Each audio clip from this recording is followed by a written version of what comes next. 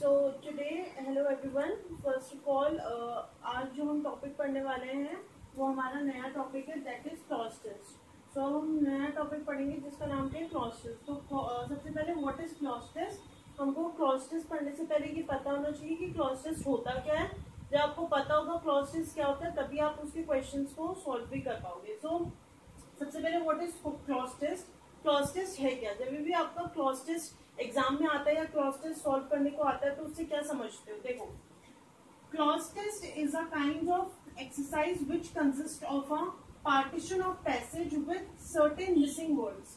अब यहाँ से इस चीज का आप क्या मतलब समझते हैं कि जो क्लॉज टेस्ट होता है दैट इज नथिंग बट एक तरीके की एक्सरसाइज होती है जिसमें क्या होता है, आपका पूरा पैसेज जो होता है उसको पार्टीशन मतलब उसको कुछ उसके पार्ट्स मतलब उसको इस तरीके से पार्टीशन कर दिया जाता है, यानी उसको थोड़ा थोड़ा करके इस तरीके से छोड़ दिया जाता है, डिवाइड कर दिया जाता है कि कुछ जो उस पैसेज के पार्ट्स हैं वो मिसिंग रहते हैं। मतलब कुछ उसमें वर्ड्स या कुछ उस सेंटेंस के अंदर कुछ वर्ड्स को वो लोग क्या कर देते हैं, ब्लैंक छोड़ देते हैं, यानी खाली स्पेस छोड़ देते हैं। कुछ वर्ड्स क्या होते हैं, मिसिंग होते हैं। उस पैसेज के कुछ वर्ड्स की ब्लैंक स्पेस होती है उसमें, यानी वो वर्ड्स मिसिंग होते हैं। तो वो मिसिंग वर्ड्स को हमको क्या करना होता है, उसको उन मिसिंग वर्ड्स को जो भी उस पैसेज में करेक्ट वर्ड्स आने चाहिए हमको उसमें उन मिसिंग वर्ड्स को फिल करना होता है ताकि हम एक प्रॉपर पैसेज जो कि रीडेबल हो, अंडरस्टैंडेबल हो और सही हो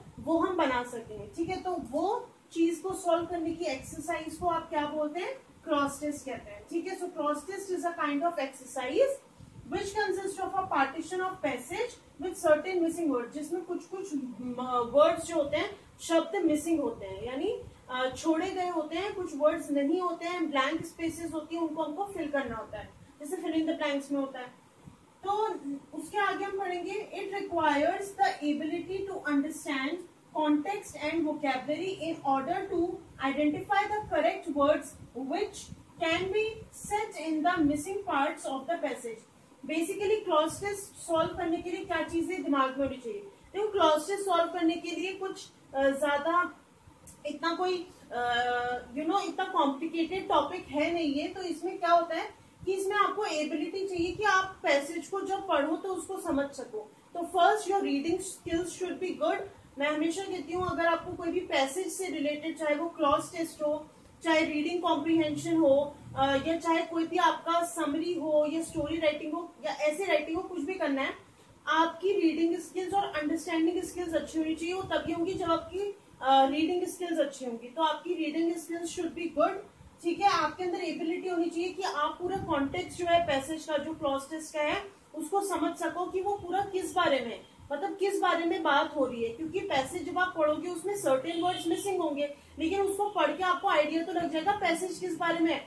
फिर जब आप ऑप्शंस को देखोगे तो आपको पता चल जाएगा। इतनी अंडरस्टैंडिंग जब आपके अंदर होगी, रीडिंग स्किल्स अच्छी होंगी, तो आप समझ जाओगे कौन से ब्लैंक स्पेस में या कौन सा मिसिंग वर्ड कहाँ पे फिट होना चाहिए और किस तरीके से आपका प्रॉपर पैसेज फॉर्म होगा। How the formation of a proper passage will take place.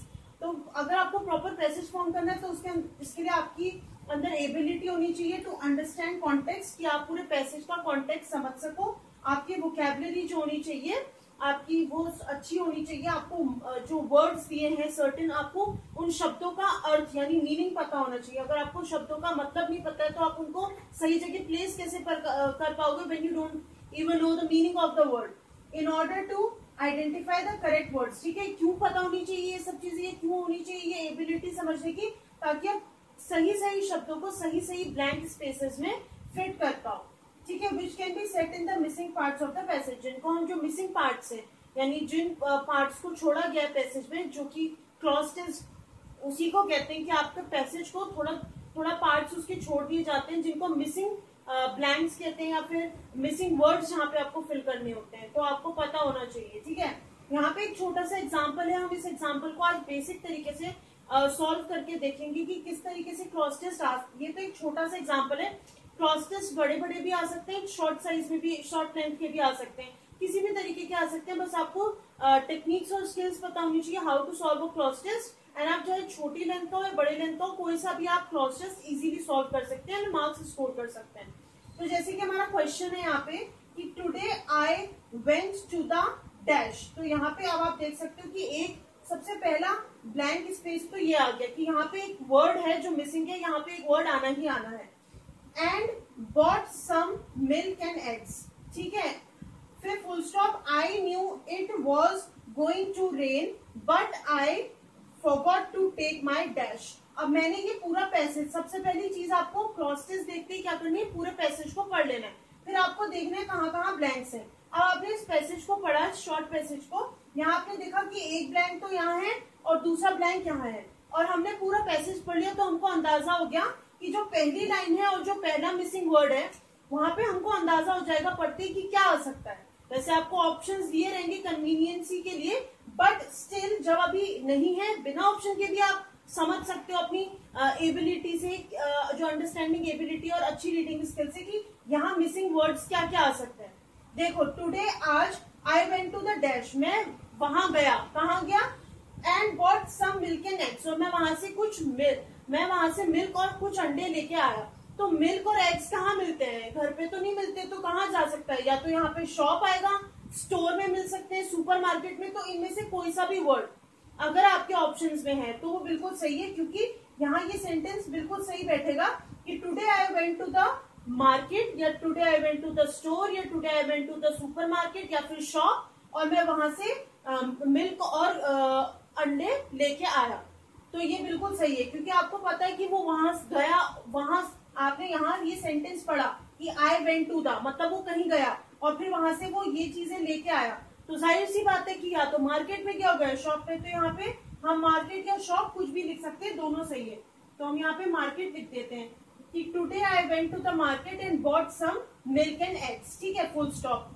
अगली लाइन हमने पढ़ी, I knew it was going to rain, मुझे पता था कि बारिश होने वाली है, comma, but I forgot to take my dash, लेकिन मैं क्या ले जाना भूल गया, मुझे पता था कि बारिश होने वाली है, मौसम देख के मैंने अंदाजा लगा लिया, तो बारिश होने वाली है, और वो बोल रहा है कि मैं, मगर वो बोल रहा है बट, मतलब कॉन्ट्राडिक्शन कर रहा है कि मुझे पता था बारिश होने वाली है, फिर भी मैं डैश ले जाना भूल गया। तो क्या चीज होती है ऐसी जो बारिश के टाइम पे आपको बारिश से बचाती है, अम्ब्रेला या रेनकोट, दोनों चीजों में से एक चीज, ठीक है। तो आप यहाँ पे कुछ भी लिख सकते हो, आइदर अम्ब्रेला या रेनकोट, की मुझे पता था बारिश होने वाली है मगर मैं अम्ब्रेला ले जाना भूल गया या रेनकोट ले जाना भूल गया, जो कि आपको बारिश से क्या करती, प्रोटेक्ट करती। तो इस ब्लैंक में आपको पता है कि जब अब उसने बोला कि मुझे पता है कि बारिश होने वाली थी, फिर उसने यहाँ पे बट लगाया, यानी उसने इस सेंटेंस को क्या कर दिया, बट कब लगता है, जब आप सेंटेंस को कॉन्ट्राडिक्ट करते हो, अपोज करते हो। मगर वो क्या ले जाना भूल गया, बारिश में क्या चीज काम आती है, क्या ले जाना भूल गया, वो अम्ब्रेला या फिर रेनकोट, दोनों में से कुछ भी लिख लो, दोनों ही सही है। तो अम्ब्रेला या रेनकोट, आइदर अम्ब्रेला और रेनकोट। तो इस तरीके से हम ये पैसेज कंप्लीट कर लिया। वैसे आपको ऑप्शंस दिए रहेंगे कन्वीनियंसी के लिए, बट विदाउट ऑप्शंस भी आप पढ़ के सॉल्व कर सकते हो, इट्स नॉट दैट टफ। तो हमारा पूरा पैसेज कंप्लीट हो गया कि today I went to the market and bought some milk and eggs, I knew it was going to rain but I forgot to take my umbrella, मगर मैं अपनी umbrella या रेनकोट ले जाना भूल गया। So this is the way cloze test क्या होता है, क्लॉज टेस्ट को करने के लिए क्या एबिलिटीज होनी चाहिए, मोस्ट इम्पोर्टेंटली किस तरीके से हम सॉल्व करते हैं। तो इसके आगे हम और क्वेश्चन सॉल्व करेंगे, और अच्छे से प्रैक्टिस करेंगे, और क्या क्या टेक्निक्स है वो सीखेंगे, ताकि हम क्या कर पाए, ताकि हम क्लॉज टेस्ट को अच्छे से सॉल्व कर पाए, चाहे वो शॉर्ट टाइम का है या फिर चाहे वो